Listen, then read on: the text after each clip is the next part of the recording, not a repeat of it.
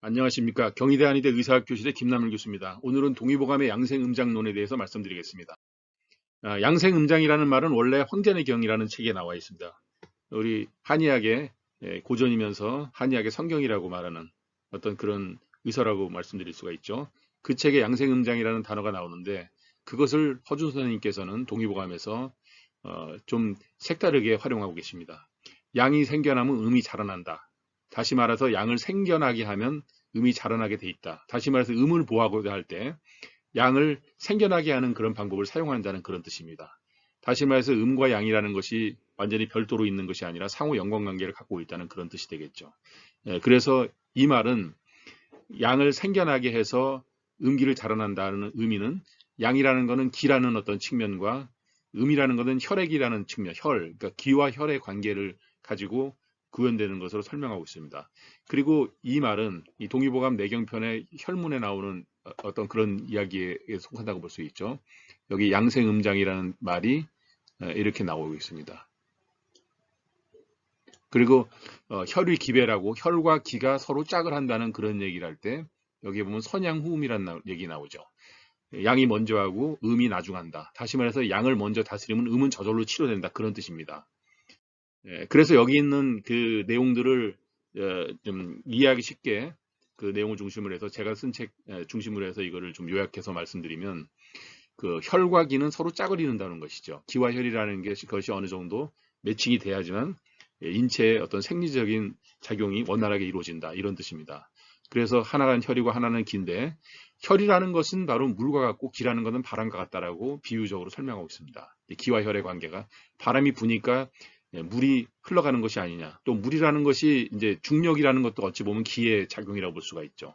높은 곳에서 아래로 내려가는 것도 중력의 작용인데 그 중력은 바로 기라는 작용하고 연결돼서 설명할 수 있는 그런 것이죠. 그러니까 기가 이끌기 때문에 혈이라는 것은 돌게 된다 이런 얘기예요. 그러니까 기가 먹게 되면 혈도 먹게 되고 기가 더워지면 혈도 잘 돌게 되고 기가 차게 되면 혈도 잘 돌지 못하고 얼음장처럼 돼버린다는 얘기죠. 기가 한번 숨 쉬는 동안에 돌아가는 것이 순조롭지 못하면 혈도 그만큼 순조롭지 못하게 된다. 다시 말해서 우리가 말하는 이제 기와 혈의 관계, 이거는 한의학에서 말하는 어떤 생리학 가장 바탕이 되는 사상이죠. 그래서 이기승향탕이라는 처방에 보면 이제 이것이 혈탈익기란 말이에요. 혈액이 빠져나갔을 때 기를 덧붙여서 치료한다. 그러니까 자궁 치료를 하고 또 설사를 계속했을 때 혈액이나 진액이 전부 다 음적인 것이죠. 그것이 빠져나갔을 때 기를 보호하기 위해서 승향 이기탕, 이기승향탕입니다. 죄송합니다. 이기승향탕. 위기를 덧붙여 줘가지고 양기가 올라가게 해서 기를 만들어주는 그런 방법이다라고 되어 있습니다. 혈병에 이제 기를 갖다 치료하는 그런 방법이라고 설명이 되는 것이 이것이 바로 양생음장의 원리를 그대로 반영한 동의보감에서 양생음장이라고 써놔 이제 이기승향탕을 설명할 때 자궁출혈로 인해서 회복시키고 할 때 이기승향탕은 바로 양생음장 혈액을 만들어 주는데 양기를 북돋아줘서 만들어 준다 이제 그런 의미죠. 그리고 허루병에 몸이 허약해져서 굉장히 이제 힘들다 크게 이제 병을 앓고 난 다음에 병원에 한참 오랫동안 입원해서 몸이 허약해진 상태에서 음이 허해져 있다라고 판단이 됐을 때 뭐 열이 나거나 뭐 입이 마르거나 뭐 밤에 잠을 못 자거나 다 그게 음의 증상 아니겠습니까? 근데 그럴 때 단전에다 뜸을 떠주는 그런 방법을 사용하면 좋다.